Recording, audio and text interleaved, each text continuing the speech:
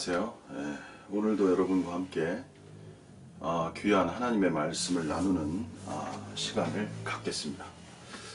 오늘은 이제 특별히 제가 주제를 가지고 말씀드리는 시간이 아니고 오늘은 좀 질문과 답하는 시간을 갖겠습니다. 그래서 제가 질문을 받고 그 다음에 그 질문에 대한 답을 드리는 그러한 시간을 갖겠습니다.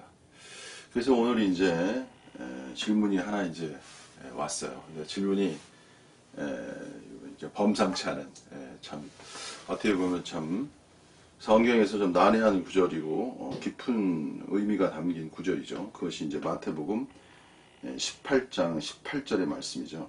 그래서 제가 읽어드리면 진실로 너희에게 이르노니 예수님이 말씀하신 거죠. 무엇이든지, 여기서 무엇이든지라고 그랬어요.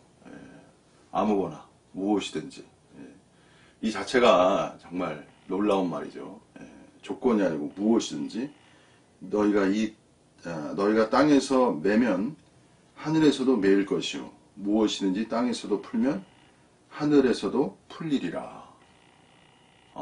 이건 이제 땅에서 하면은 하늘에서 한다. 이 말씀이죠. 원래 하늘의 뜻이 땅에 이루어지는 개념인데 이건 여기에요. 땅에서 하는 것이 이제 하늘에서 역사하겠다. 이 소리거든요. 그 다음에 이제 19절, 원래 17, 18, 이 앞구절까지 다 읽어야 되는데 19절도 진실로 다시 말씀하시는 거. 다시 너희에게 이르노니 이제 너희 중에 여기서 이제 더 구체적으로 말씀하시죠. 너희 중에 이제 두 사람이 땅에서 합심하여 무엇인지 구하면, 그러니까 더 구체적으로 말씀하신 거죠. 단체적인 거죠. 한 사람이 아니고 두 사람. 두 사람이란 걸 이제 우리가 알아야죠. 두 사람이 땅에서 합심하여 무엇이든지 구하면 하늘에 계신 내 아버지께서 너희를 위하여 이루게 하시리라. 메고 푼다는 것은 이제 다시 말씀드리면 이제 이루게 하신다는 것이 초점이 되는 거죠. 무엇인지 이제 여기 18절에 무엇인지 일종의 구한다면은 이제 하나님께서 이루신다, 이 말씀을 하시고 계신 것이죠. 이거는요 이제 마태복음 이제 18절인데 마태복음 18절에서 이제 그 앞구절 17절도 연결되어 있는 거란 말이에요. 그래서 만일 그들의 말도 듣지 않거든 교회의 말하고 교회의 말도 듣지 않거든 이방인과 세리와 같이 여기라. 이 말씀 하시면서 18절 말씀하시는 거예요. 그러면서 이제 여기서 이제 중요한 것이 이제 이 구절을 이해하기 위해서는 교회라는 단어가 중요한 하나의 맥점이죠. 그래서 두 사람이라고 말하는 거는 그 자체가 개인을 말한 게 아니고 일종의 교회를 암시하고 있는 거예요. 교회라는 건 단체성이거든요. 그래서 원래 교회라는 건 에클레시아라고 그래가지고 하나님 앞에 부르심 받아 나온 무리라는 뜻이죠. 그래서 특별히 예수님은 교회에 대해서 이제 말씀하신 거죠. 여기서 이 교회에 대해서는 이제 우리가 마태복음 16장 18절도 중요한 구절이에요. 그래서 또 내가 너에게 이르노니 너는 베드로라 내가 이 반석 위에서 내 교회를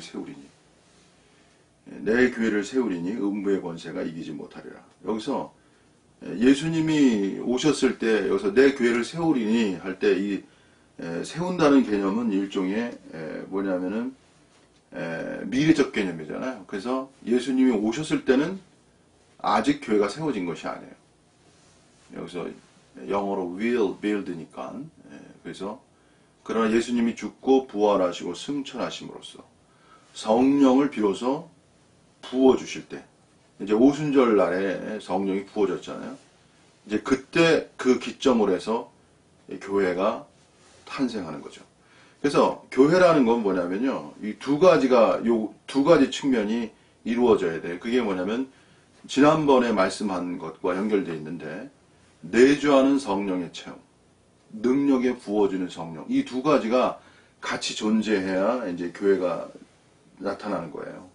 그래서 내주하는 성령에 대해서는 요한복음에서 나와 있어요. 거기에 예수님이 이제 암시적으로 보면은 예수님이 제자들 속에 이렇게 숨을 쉬며 가라사대 뭐라고 하냐면 성령을 받으라 이 개념으로 말씀하셨거든요. 그렇기 때문에 숨을 쉬며 가라사대 이제 성령을 받으라는 개념으로 말씀하셨기 때문에 이게 성령을 받는 문제는 일종의 내주하는 문제란 말이에요. 그것은 요한복음에 이미 예수님이 이제 부활하시고 나서 이제 말씀하신 거기 때문에 거기에서는 내주하는 성령의 체험이 있는 거고, 그리고 50일 지나서 오순절이 50일 지난 거 아닙니까? 부활절 이후 50일이 지나서 이제 비로소 성령이 임하는 역사가 오순절 역사예요. 그래서 뭐 오순절 교회가 성령이 임하는 자체가 엄청 대단한 건데 그것이 이제 또 많이 변질되고 오염화되고 이래가지고 또 문제도 많고 그것이 사실인데, 어쨌든 오순절 역사는 엄청난 인류의 역사죠. 그때부터가 이제 교회가 출발하기 때문에, 그래서 내주하는 성령과 부어지는 성령이 체험이 있을 때 비로소 이제 교회가 세워지는 것입니다. 자, 그 교회에 대해서 이제 예수님이 말씀하신 거 아닙니까? 여기에 보시면 아까 다시 돌아와서 무엇인지 너희가 땅에서 매면 하늘에서 매일 것이요 땅에서 풀면 하늘에서 풀리리라. 자, 여기에서 우리가 알 수 있는 것은 뭐냐면요, 쉽게 말씀드리면 이런 겁니다. 하나님은 결국 하나님의 세계는요, 인간 존재 세계와의 어떤 연합과 합일의 세계가 맞아요. 이것이 기독교가 핵심적으로 말하는 거예요. 그래서 이 칼빈 같은 경우는 연합사상을 많이 얘기했어요. 연합사상. 그래서 십자가의 죽음과 부활의 연합. 그것을, 그러니까 십자가에 죽고 부활하는 것을 연합의 개념으로 말했고, 그 연합을 이루는 실체를 믿음으로 말한 거야. 이것이 칼빈의 우수성이라는 거예요. 칼빈의 위대성이에요. 여러분, 이 칼빈이 말한 연합성이라는 것이 믿음으로 인한 연합을 말했다는 게 이게 그냥 보통 말이 아닌 거예요, 여러분. 많은 교회들이 연합을 얘기해요. 연합도 아는 교회도 많고. 그래서 제가 이제 제가 이렇게 많이 설명해야 되냐면 이 구절이 결코 쉬운 구절이 아니기 때문에 제가 많이 설명을 해야 돼요. 그래야 여러분이 이게 교회가 이루어지는 단계라는 것은 굉장히 성숙하고 성장한 단계지 그냥 이루어지는 단계가 아니기 때문에, 여기서 다만 예수님이 아무거나 구하면 이루어진다? 그런 것이 아니죠. 정말 구할 것을 구하는 존재가 되었을 때 이루어지시는 거죠. 아무거나 구한다고 해서 진짜 여기서 무엇이든지 구한다고 해서 이 정도의 말씀이라는 것은 교회라는 그 성질이, 교회라는 자체가 그만큼 하나님과의 일치성이 되어 있는 상태를 이렇게 암시한다고 볼 수 있죠. 그 정도가 되어야 이제 무엇인지 구하면 이제 이루어지는 이제 역사가 일어나는 거죠. 자, 그래서 어쨌든 칼빈의 좀 얘기를 말씀드리면, 칼빈의 위대성은 연합사상이고 연합의 실체는 믿음이라는 걸 말한 거예요. 저는 이 문제에 대해서도 참 여러분에게 너무 말씀 많이 드리고 싶어요. 그러니까 제가 예전에 교회 다닐 때, 제가 이제부터는 예전 교회, 특수교회 이렇게 과거 얘기를 해야 이게 여러분에게 더 이렇게 실제적으로 다가온다는 걸 제가 알겠더라고요. 그래서 이제 제 과거적 얘기를 해드려야 돼. 그래야 여러분이 도움이 될 것 같아요. 그래서 제가 소위 말하면 장로교 10년, 특수교회 한 10년, 그리고 또 나와서 10년, 그래가지고 도합 30년, 거기다가 이제 또 저는 또 하나님이 10년의 세월, 그러니까 40년 이상이죠, 제가 간단히 소개하면, 제가 장로교 생활 거의 10년 이상, 그리고 특수교회 생활 또 10년, 그리고 나와서 또 10년, 그리고 또 거기서 나와가지고 또 10년, 그래서 40년 동안 제가 여기에 와 있습니다. 좀 더 됐어요, 40년 어떻게 보면. 그래가지고. 그런데, 자, 장로교 생활에서는 이 구절을 읽지도 않았고, 이 구절이 그냥 이렇게 인식도 하지 않았고, 근데 이 구절 자체를 지금 관심한다는 거는 수준이 있는 거예요, 여러분. 제가 특수교회 왔을 때 사실은 이 구절을 제가 생각을 많이 했죠. 놀라운. 여기서 이제 쉽게 말씀드리면 이런 겁니다. 교회예요, 교회 답은. 교회. 교회가 되면은, 교회라는 건 뭐냐면요, 그리스도의 몸이에요, 여러분. 성경이 그렇게 말해요. 그걸 사도 바울이 말했어요. 그리스도의 몸이라. 그래, 그리스도는 뭐가 됩니까? 그리스도는 머리가 되는 거예요. 그래서 그리스도가 머리가 되고 몸이 교회가 되는 것. 이것이 바울이 본 계시라는 거예요. 이것이 이제 어떤 철학도, 어떠한 신학에서도 신학자들이 연구했겠죠. 근데 이제 어떠한 철학도 이러한 개념은 교회가 그리스도의 몸이라는 개념은 철학은 전혀 사유하지 않으니까 이제 어느 정도 영성주의자들은 철학을 우습게 여긴단 말이에요. 아유, 그리스도의 몸도 모르면서 철학이 아무리 떠들어봐야 그리스도의 몸의 개념이라는 건 이게 또 간단한 문제가 아니거든요. 왜냐면 머리와 몸은 어떻습니까? 여러분 인간을 보세요. 머리와 몸은 그건 일치성이란 말이에요. 하나됨이에요. 제가 몸하고 머리를 분리시킬 수 없잖아요. 완전한 일치라고. 그래서 몸이 하는 건 머리가 하는 거야. 이 개념이란 말이에요, 여러분. 몸이 하는 건 누가 하는 거야? 머리가 하는 거예요. 그래서 여기서 무엇인지 여기서 매일 것이요 한다고 그랬잖아요. 그러면 자 보세요, 여러분. 교회가 머리이신 그리스도와 완전한 연합 가운데서 구하는 모든 것은 하나님이 이루시는 거예요. 이것이 제가 배운 과거적 진리 세계입니다. 이 과거적 진리 세계라고 제가 말씀드릴게요. 그냥. 제가 이 진리를 배웠어요. 그래서 실체는 뭐냐면은 그냥 교회는 여러분 교회라고 생각할 때 여러분이 교회라고 생각할 때 부르심 받아 나온 무리 이 안에 있으면 안 돼요. 교회라는 개념은 뭐냐면 머리를 그리스도로 둘 때 그때 교회가 되는 거예요, 여러분. 머리가 그리스도여야 돼요. 교회는 그 자체가 머리가 아니에요, 여러분. 교회의 머리는 예배소서에 교회 여기서 예배소서에 제가 말씀 볼게요. 이거 중요한 구절이기 때문에 제가 예배소서 말씀.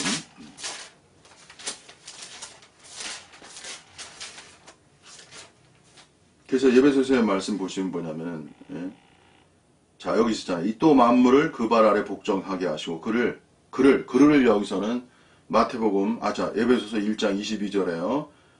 여기서 그를 예수님을 말씀하는 거예요. 그를 만물 위에 그 다음에 교회의 머리로 주셨느니라. 그래서 그리스도가 교회의 머리가 되는 거예요, 여러분. 그리고 교회는 그의 몸이니 이게 위대한 바울의 계시라는 거예요, 여러분. 만물 안에서 만물을 충만케 하시는 자의 충만. 이 말도 저는 이 말에 너무 감격스러워가지고 예전에 특수교회 다닐 때 너무 이 말에 저는 완전히 너무 이 구절만 읽어도 너무 흥분됐었어요. 아주. 자, 관념적 세계입니다, 이게. 관념적 초월적 세계. 그래서 그러니까 일반 교회에서는 만물 안에서 교회는 그의 몸이, 만물로 해서 그의 머리로 주셨다.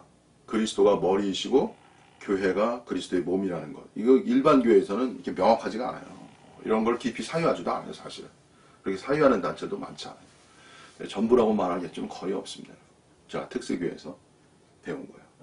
자, 중요한 거는 뭐냐면 교회는 머리이신 그리스도가 실체적으로 머리이셔야 되는 거예요. 머리가 되어야 돼요. 그래서 여러분 초대교회 때는 무엇을 주의했냐면은 성령의 인도를 주의했어요. 성령의 인도. 그러니까 그리스도가 머리가 되는 건요. 이게 실체적으로 되기 위해서는 성령의 인도를 따르는 거예요. 성령의 인도를 따르는 것이 그리스도가 머리 되는 어떤 실체적인 길이라고. 초대교회 때는 사실은 그들은 이 신앙을 알았기 때문에 두 가지를 주의했어요. 그게 뭐냐면 초대교회 성도들은 성령께 순종하는 것, 그리고 말씀을 지키는 것. 이게 순수성이라고 그러는 거예요. 지금도 영성주의자들은요, 성령께 순종하고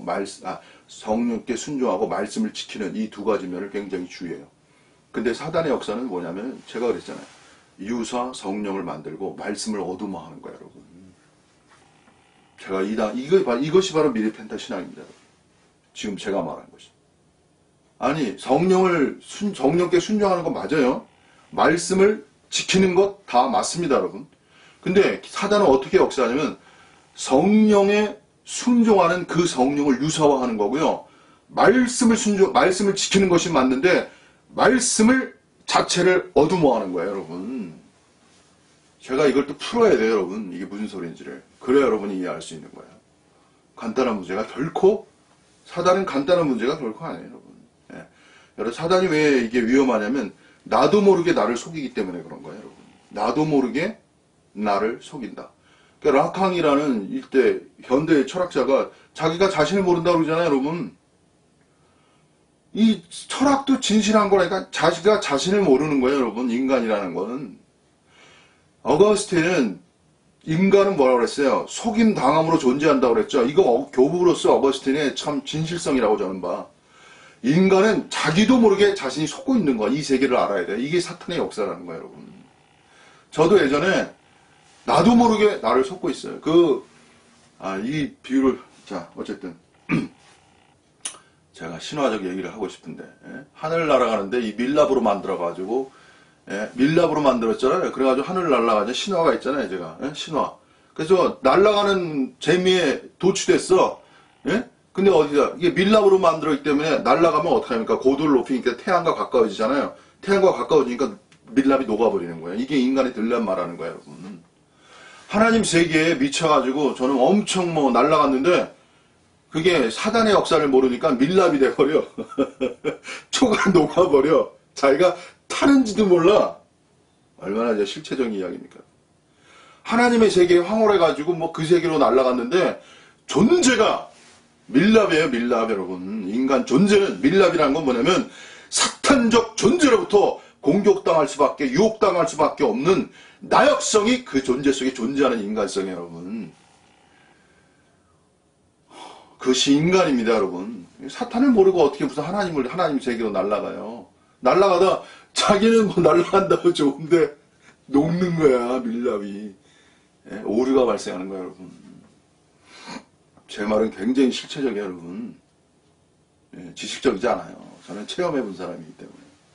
자, 그래서 제가 이제 정리할게요, 이 말씀을. 이 말씀은 진리예요, 여러분. 그리고 하나님은 이 정도 돼야 이게 하나님은 이 정도 무엇인지 고하면 이룰 수 있는 그 정도의 교회를 이 땅에 산출하기를 원하시는 거예요. 이건 분명한 진리입니다, 여러분.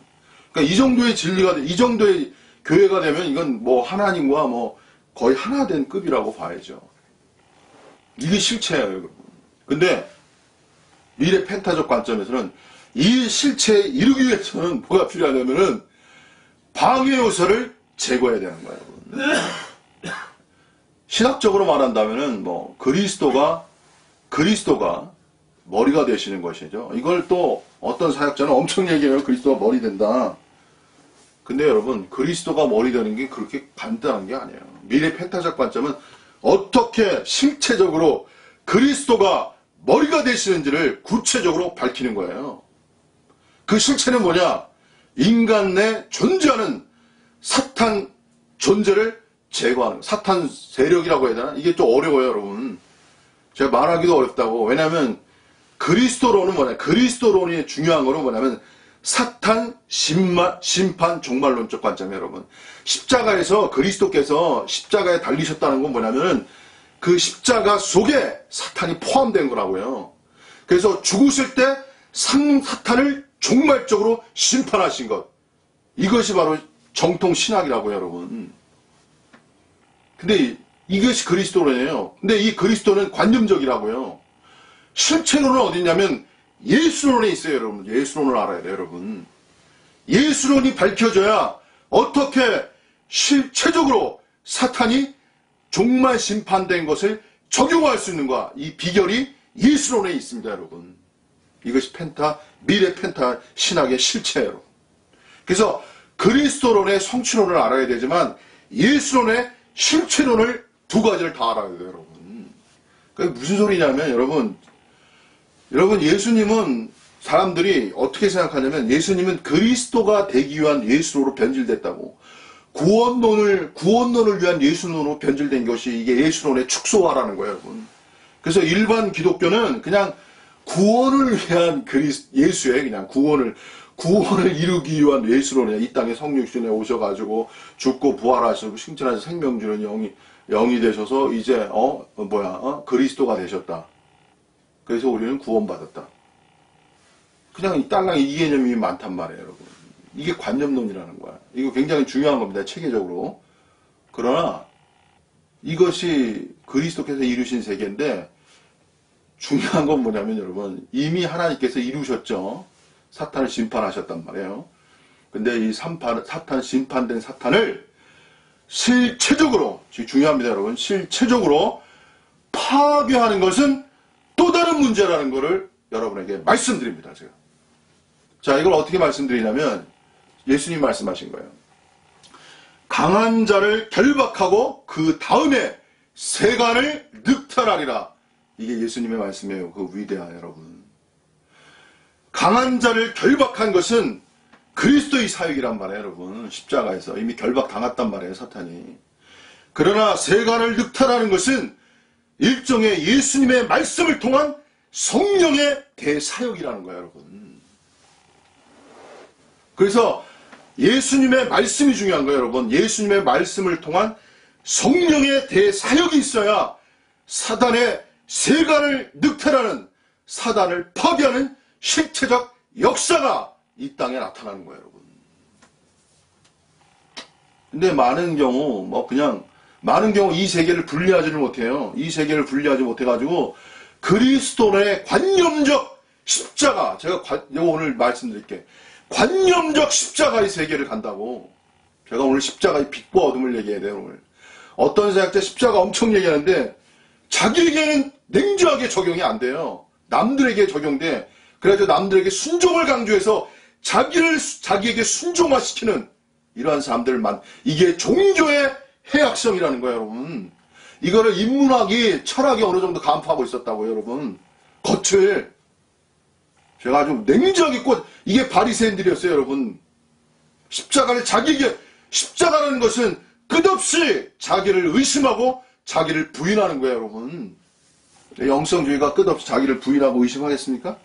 미래 펜타신학의 특징이 뭐냐? 자기를 끝없이 의심하고 부인하는 거예요, 여러분. 이게 예수님의 말씀의 실체입니다, 여러분.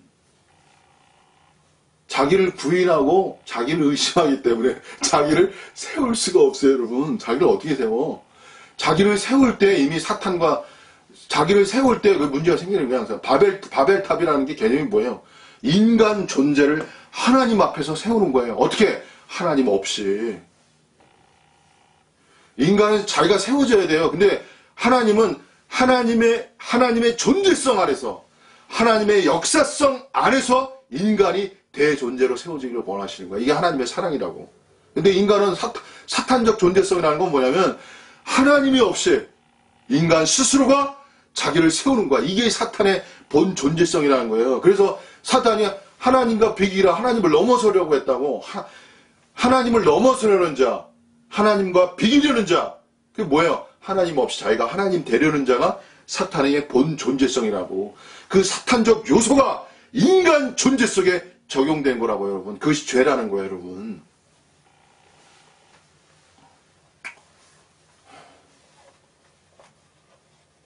그래서 제가 오늘 그래가지고 여기서 좀 더 말씀드리면 관념적 세계. 그래서 어떤 사역자는 십자가가 자기에게 적용이 안 돼요. 그래서 십자가를 어떻게 사용하냐면, 저희 냉정하게 진리의 말씀이에요. 위대한 진리의 말씀인데 통치 수단이야. 단속 수단이고 교회를 유지하기 위한 수단으로 전락시켜버려. 얼마나 더러운 것입니까, 이것이. 이것이 사단의 전략이라는 거예요, 여러분. 그래서 섬김이 안 나와. 섬김을 받으려고 하지. 대접이 안 나와. 대접을 받으려고 하고. 그것이 그 속에 숨어 있어. 대접받으려고 해. 그래서 아들 대접시키는 거예요, 여러분. 대접받는 게. 간단한 거예요. 근데 그것도 몰라요. 다음에 저는 순종의 빛과 어둠을 제가 교제하겠습니다, 여러분. 다음 시간에 주제에 여러분. 제가 이걸 전할까 말까 그랬는데 전해야 되겠어요. 왜? 순종이라는 세계가 너무나 귀하고 놀라운 세계인데 사단이 이걸 어둠화시켜. 그래서 순종을 안 해서 문제가 되는데 또 순종을 해서 문제를 만들어.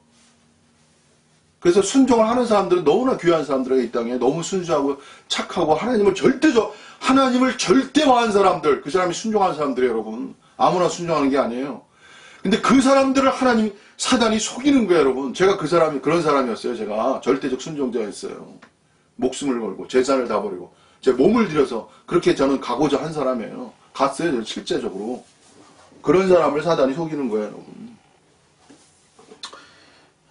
자, 그래서 미리 펜타적 관점이라는 건 뭐냐면은 이게 그리스도가 머리 되셔야 돼요. 이게 실체화를 시켜야 돼. 그리스도가 머리화 된다는 것은 제가 역으로 말할게요. 제가 역으로 말하겠습니다, 여러분. 인간은 사단이 머리화된 존재예요. 그걸 정말 박살내는 게, 그걸 파괴하는 게, 여러분.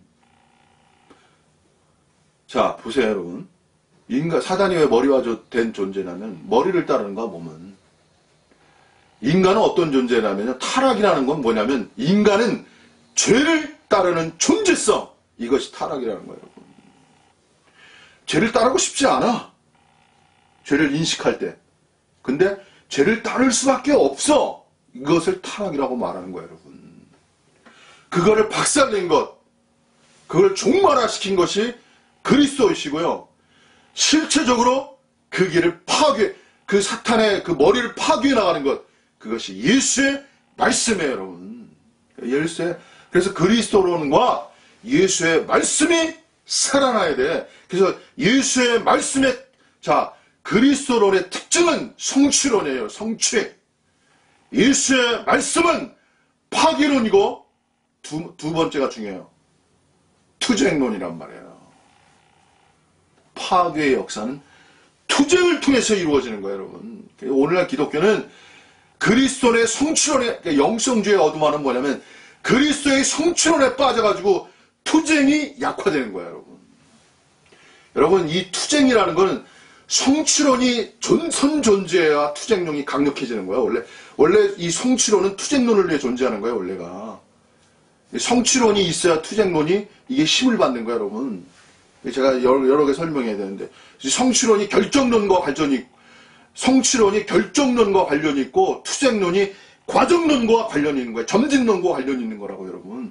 이 두 가지 세계를 다 알아야 돼요. 영성주의자가 놀고 있다니까, 여러분. 놀고 있어요, 그냥. 투쟁하지 않고. 여러분, 투쟁이라는 게 뭔지 아세요, 여러분? 제가 그냥 쉽게 말할게요. 정윤 목사 어렵게 말하지 않을게. 그냥 아주 쉽게 말할게요. 투쟁이라는 거는 제가 어떻게 보면 비난을 받을 수 있는데, 돈 버는 것이 투쟁이에요. 돈을 벌어야 돼요, 여러분. 인생에서 깨어있으려면. 이게 인생의 이야기, 돈 버는 것이 돈을 사랑하는 개념이 아니고, 돈이 있어야 사랑이 실체화가 되는 거예요, 여러분. 저는 열심히 일해요, 여러분. 돈 벌려고, 정윤 목사. 왜 돈을 버는 게 너무 좋냐면, 이 사랑이 너무 좋고요, 사랑이. 예? 사랑이 너무 좋아. 돈이 오니까 사랑이 실체화가 되니까 돈 버는 게 너무 좋아. 그래서 막 열심히 벌어요, 여러분. 열심히 많이 버는 거야. 근데 하나님이 저에게 돈을 많이 주실 것 같아요. 왜냐면 많이 사랑하라고. 예? 이게 진리의 전환성이라는 거예요. 제가 이걸 너무 할 말이 많은데 여기서 한 가지만 제가 말하고 제가 바꿀게요. 지금 이게 계속 얘기해야 되는데. 여러분, 플라톤과 리체를 알아야 돼요. 철학을 잘 알아야 돼요. 왜냐면 철학이라는 게 인간 존재에 대한 실체적 사유이기 때문에 그래요. 철학을 갖다가 초등학문이라고, 철학은 초등학문이면서 이 활용론. 잘 들어보세요, 여러분. 이것도 먼저 말씀드려요. 철학을 무용화시키는 건 하나님의 역사가 아니에요, 여러분. 철학을 초등학문이라고 말한 것은 무용론이 아니야. 이걸 구분해야 돼요. 그냥 너무나 피상적이고 유화적인 성경, 영성의 세계 속에 있으니까 이 철학에 대한 활용성을 몰라요, 여러분. 그냥 무용화가 돼. 철학은 초등학문이니까 아예 무용화시켜. 얼마나 어리석은지. 바울은 철학의 무용론자가 아니에요, 여러분.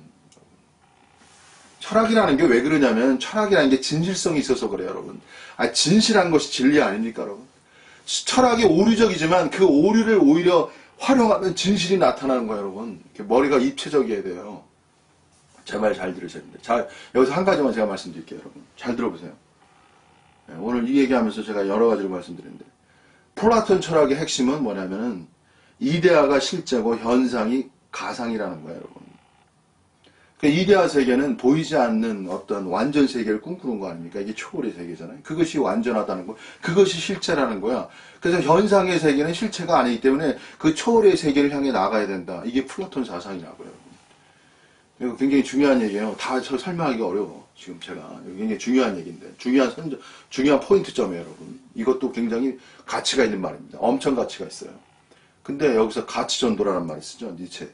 니체는 거꾸로 얘기한 거예요.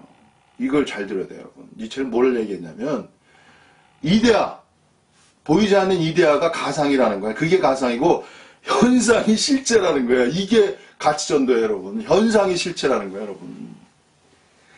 이게 아주 그냥 생각의 전환성이 여기란 말이에요, 여러분. 그래가지고 플라톤 철학은 기독교하고 너무 맞거든요. 왜냐하면 보이지 않는 하나님의 세계, 완전 세계가 실제이기 때문에 그 세계를 추구해가는 게 그리스도인이에요. 다 그렇게 되어 있어요, 여러분. 구조가. 제 말을 어떻게 부인하겠습니까, 여러분? 초월의 완전성을 향해. 그래서 현실은 가상이라고 보는 거야. 그래서 내세를 지향한다니까, 여러분. 예? 그래서 현실을 외면하고 내세 지향적 삶이기 때문에, 그래서 우리 사랑하는 성도들이 그냥 모든 걸 다 바쳐가지고 목사님도 섬기고 교회도 섬기고 돈 물질 다 바치잖아요. 예? 그래서 자기는 가난하게 살고, 얼마나 겉으로 볼 땐 너무나 참 아름답고, 참 제가 눈물이 나요, 그런 거 보면. 예. 그러면 이제 목사님들이나 교회가 그 성도들한테 정말 좋은 걸 줘야 되는데 그냥 빼먹기만 한단 말이야. 좋은 걸 줘야 돼. 그냥 환상 속에만 있고 현상 세계에서의 실체를 주지를 못해. 그게 눈물 나는 이야기죠. 그러니까 사도 요한이 말한 거예요. 이 세계를 어느 정도 감지하고 사도 요한이 마지막에, 사도 요한의 서신이 거의 마지막 서신이거든요. 말한 거야. 내 영혼이 잘된 같이. 이게 위대한 말이에요, 여러분. 범사에 잘되고 강건하기를 원하노라. 이게 사도 요한의 말이에요, 여러분. 예? 범사에 잘되고 강건한 것, 현상의 세계란 말이에요, 여러분. 그러니까 순복음이 시트 친 거 아닙니까? 이 말, 이 구절 갖고. 이 구절이 또 진리예요, 여러분. 그래서 하나님의 세계가 잘 되어야 되지만 현상의 세계에서 실체적으로 내가 잘 되어야 되는 거야, 여러분. 제가 막 여기인데 여러분이 잘 되셔야 된다고. 제가 마음이 아주 그냥 찡해버리네요. 감정이 너무 복받쳐서. 왜냐하면 종교가 가진 위대성이 있지만 종교가 가진 해악성이 너무나 이 시대에 많은 사람들, 특히 하나님을 사랑하고 순수한 영혼들 너무나 조이 말하면 그냥 제가 노골적으로 말할게요. 쪼다를 만든다고요. 제가 아주 그냥 노골적 표현한, 이렇게 해야 뭐 여러분이 뉘앙스가 팍팍 살기 때문에 어쩔 수 없어요. 정렬은 목사. 눈물이 나는 거예요. 여러분, 가장이라는 게 뭡니까? 가장이라는 게. 아버지가 뭡니까?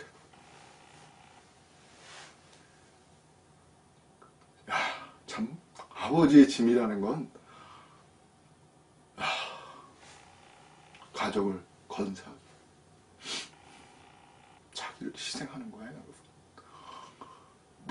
몸이 상하면서 자기를 희생하는 거, 그게 아버지예요, 여러분. 진짜 아버지 노릇하려면 자기 몸 희생하는 걸 각오해야 하는데, 돈 버는 게 뭐 쉽습니까, 여러분? 예? 아파도 그냥 이래야 돼. 아파도 몸이 상하는 걸 알면서도 그냥 이러는 거예요, 그게. 이게 현실이에요, 여러분. 참 마음이 그냥 찡해가지고. 제 아버지의 마음, 아버지가 옛날에 너무 피상적이야, 제 인식세계. 왜냐면 현실 세계가 외면되고, 저는 완전 영성주의였기 때문에, 돈도 뭐 저는 돈 가치로 보이지 않았으니까, 돈이 뭔지도 모르니까, 이미 다 들여진 사람이라. 저는 이미 하나님께 모든 걸 드렸던 사람이기 때문에, 과감하게 저는 이렇게 말할 수 있어요. 저는 거짓이 없어요. 제 일생이 그랬어요, 제 과거가. 근 20, 30년이 그렇게 살았어요. 여자 보기를 돌같이 하고, 뭐 그렇게 살았어요, 제가. 돈 보기를 돌같이 하고. 자, 어느 정도, 제가 뭐 이 정도만, 그래서, 아까 플라톤 니체 얘기하다가 뭐 길었는데, 여러분이 다 유익하기 때문에. 여러분, 이게 역을 생각해 볼 수 있어야 돼요, 역을. 그래서 보이지 않는 세계가 실제고 현상이 가상이지만 역을 한번 생각해 봐야 돼요. 역이라는 게 뭐냐면 현상이 실체라는 거예요. 이런 생각의 전환성이 중요한 거예요, 여러분. 이렇게 생각이 전환될 때 뭘 발견하냐면 형이상, 다시 말하면 이데아, 보이지 않는 세계가 실체라는 세계의 어둠화를 인식하는 거야, 여러분. 그래서 여기 중요한 거야. 보이지 않는 세계가 실체가 맞아요. 하나님 세계가 실체가 맞아요. 저는 부인하지 않아요. 저는 이것도 엄청 얘기할 수 있어요. 저는 그렇게 살았기 때문에. 근데 역을 생각할 수 있는 거예요. 역을 생각할 수 있어야 돼요. 왜? 이데아를 생각하는 게 이상주의거든요, 여러분. 이상주의란 말이야. 그래서 현상을 생각하는 게 현실주의고. 아주 간단해요, 여러분. 그냥 이상주의가 맞아요. 현실 속에만 살고 이상주의가 없어봐. 그 인간이 안 되는 거예요, 원래. 근데 또 여기에 여러분, 이상만 생각하고 현실로 생각 안 하면 그것도 인간이 안 된단 말이야. 제 말이 맞잖아요, 여러분. 이상도 있고 현실도 같이 뭐야? 공존해야 되는 거, 공존성이 중요한 거야, 여러분. 돈을 번다는 건 여러분 돈에 빠지는 게 아니고 하나님 세계를 실체화하게 한 공존성 세계, 공정성 세계 속에서 말하는. 저는 어떤 영성주의자, 제가 참 사랑하는 사람이에요. 근데 놀고 있어요, 그냥. 왔다 갔다 해요. 그리고 아주 그냥 뭐 하나님 세계를 제가 최고로 알고 있다고. 제가 한면에 비유수같이 마음을 아프게 하고 싶어. 그거 아니에요, 여러분. 가정이 있으면 가정을 잘 꾸려야 되는 거야. 여러분, 성경이 참 기묘한 책입니다, 여러분. 제 말 잘 들어보세요. 성경에는요, 사도 바울이 뭐라고 하냐면, 아내를 기쁘게 하지 말라. 여러분, 이게 성경입니다, 여러분.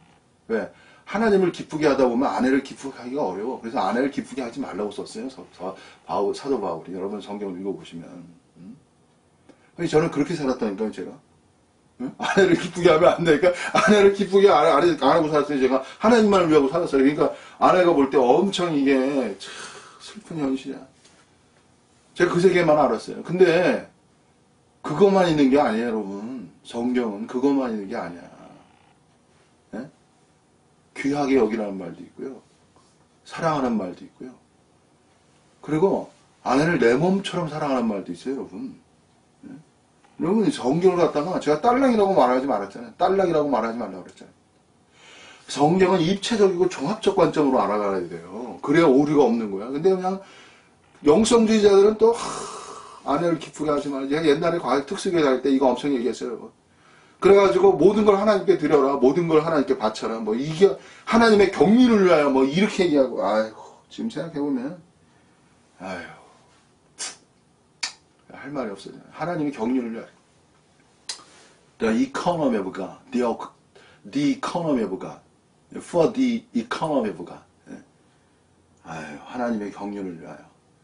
참, 아유, 경륜이라는 단어가 엄청 또 위대한 단어이기 때문에. 제가 나중에 경륜이라는 단어 여러분께 설명해 드릴게요. 경륜이라는 단어는 제가 아주 놀라워가지고, 경륜이라는 단어가 일반 교회에서는 듣지 못하고 특수교회만 살려.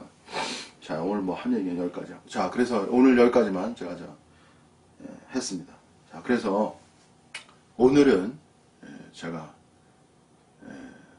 그냥 요거 유튜브를 찍기 때문에 요거 마무리하고 그 다음에 개인적으로 또 다시 한번 질문을 받고 이 문제가 중요한 문제고 마무리를 해야 되기 때문에 제가 이제 말씀드릴게요.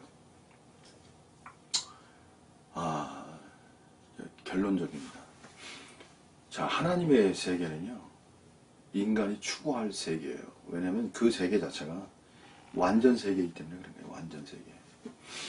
인간은 본질적으로요. 그 갈망이 뭐냐면 이미 플라톤 철학의 위대성이라는 것은 완전을 설정하고 완전을 지향할 수 있는 에로스적 관점이거든요. 이게 에로스란 말이에요.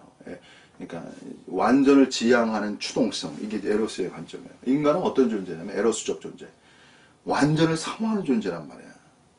완전을 갈망하고 완전을 열망하고 완전을 성취하고자 하는 그 무한적 갈망? 그것이 인간 존재라는 거예요, 여러분. 인간은 뭐냐면요, better, 영어로 better, perfect, 더 나은 존재로 나아가기 원하는 거예요, 여러분. 이것이 존재성이에요, 여러분. 네? 여러분, 여기서 제가 또 여러 가지 이제 말씀드려야 되는데, 제가 지금 절제하고 있는데, 말할까 말까 지금. 왜냐면 제가 이제, 자, 어쨌든, 보세요. 기독교라는 거는 완전성이에요, 완전성. 완전성이 엄청 중요한 거거든. 그래서 완전성이고요. 두 번째는 뭐냐면, 기독교라는 건 뭐냐면 완전한 존재성이죠. 완전한 존재성. 경건이라는 것도 경건적 완전한 인격적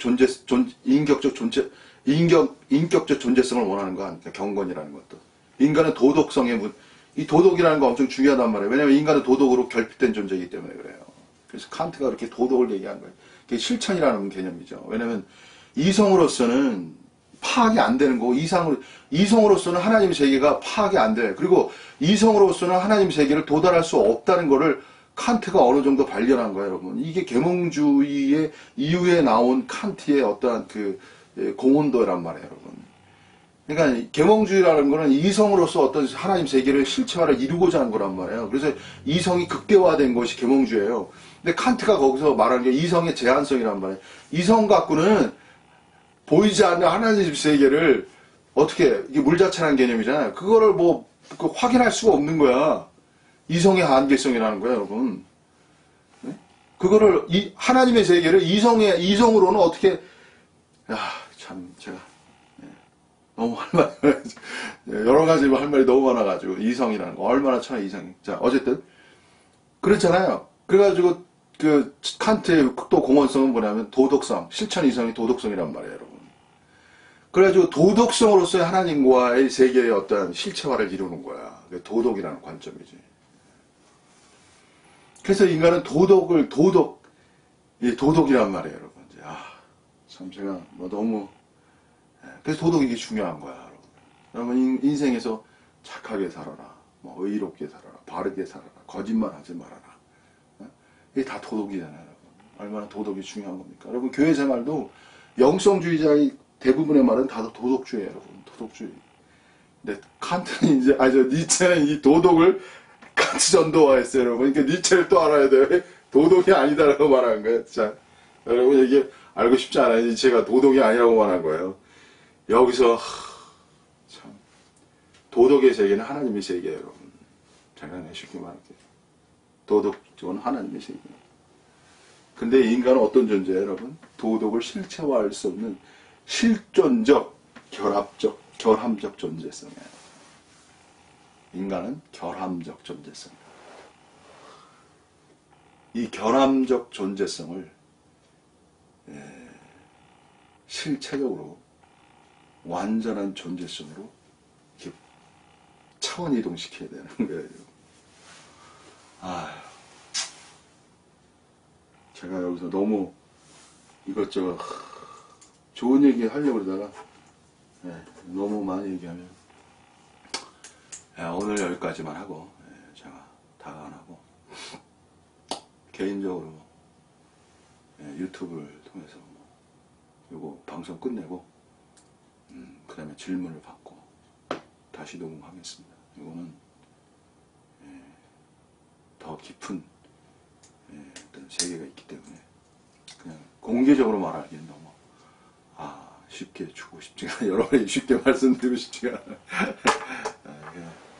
그래서 죄송하지만 또 너무 얘기한다고 해서 여러분 다 이해할 수 있는 영역도 아니고 제 말이 엄청 빠르고 여러분 실존이라는 단어도 이해하기 어려워요. 여러분 옛날에 제가 대학교 다닐 때 실존이라는 단어가 아주 실존이라는 얘기하면 할 말이 없더라고. 내가 모르기 때문에. 여러분 실존이라는 단어로 이해하기 어렵다니까 그 자체를 실존이라는 단어 자체를 형이상학이라는 단어는 이해하기 쉬운데 실존은 이해하기가 좀 어려워요, 여러분. 그래서 실존적 인간 그러면 아주 엄청 많이 아는 사람 같아요. 옛날에 대학교 다닐 때 그랬어요. 지금 저 실존이라는 단어를 많이 쓸 수밖에 없어요. 형이상학은 실존으로 돌파되기 때문에 그래요. 자, 오늘은 이 정도만, 너무 많이 얘기해도 안 될 것 같아서 이 정도만 일부로 제가 질문 답하는 시간을 마치고 그 다음에 또 연결해서 하겠습니다. 오늘 여기서 마치겠습니다. 일주일 동안 여러분들 저는 이제 분명해졌어요. 더 분명해졌어요. 여러분은 여러분이 이렇게 말씀드리고 싶어요. 저는 저는 가르치고 싶은 거예요. 이제. 사역이라는 건 뭐냐면 가르침이에요, 여러분. 예수님이 이 땅에서 오는 건 두 가지가 굉장히 중요한데요. 이게 사례적 관점이 중요하고요. 그리고 티칭이 중요한 거예요. 사례적 관점, 에피소드, 어떤 상황적 관점이 중요한 거예요. 진리적 관점은 말씀의 관점이잖아요. 이 말씀이라는 건 이 말씀의 제한성을 돌파하는 것이 일종의 사례적 관점, 사례성이라는 거예요. 사례성, 에피소드, 어떤 사건적. 사건 속에서 어떤 말이 있어야 그 말의 진실성이 나타나는 거예요. 그냥 딸랑 말만 말해가지고는 그 언어가 가진 언어가 가진 보이지 않는 세계를 이렇게 다 말할 수가 없어요. 어떤 사건 속에서 말해야 되는 거예요. 사건이라는 게 중요한 거예요. 그리고 은유라는 것도 중요하고, 은유가 언어가 가진 무한성이란 말이에요. 제가 이 정도만 설명할게요. 그러니까 예수님이 은유적으로 말씀했다는 것이 진리적. 진리의 세계는 은유적으로 이해해야 돼요, 여러분. 왜? 언어적 세계로 다 포착이 안 돼요. 진리. 하나님의 세계는요, 언어적 세계가 다 포착이 안 돼요. 하나님은 그 자체가 무한 생명성이기 때문에 언어라는 건 정의와 한정성이라는 거예요. 정의한단 말이에요. 그런데 이 정의라는 건 그 표현을 위한 건데 그 정의가 그 사람을 규정할 때 유한화해 버린다고. 근데 하나님은 유한화할 수 있는 존재성이 아니에요. 그분 자체가 무한적 존재성이기 때문에. 그래서 은유적 표현이야. 상징성이라고 그래요. 상징성이 많은 다의적 의미를 내포한단 말이에요. 그래서 하나님 세계는 예수님의 말씀 특히 그런 거예요. 은유적. 예수님 말씀만큼 은유적인 게 없어요, 여러분. 바울도 은유적이지만 예수님은 정말 실체적 은유 세계야. 그 은유 세계를 돌파해 나가야 돼. 돌파가 아니고 그 은유의 세계를 무한 해석화해 나가야 되는 거예요.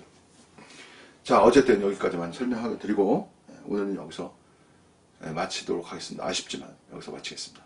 감사합니다.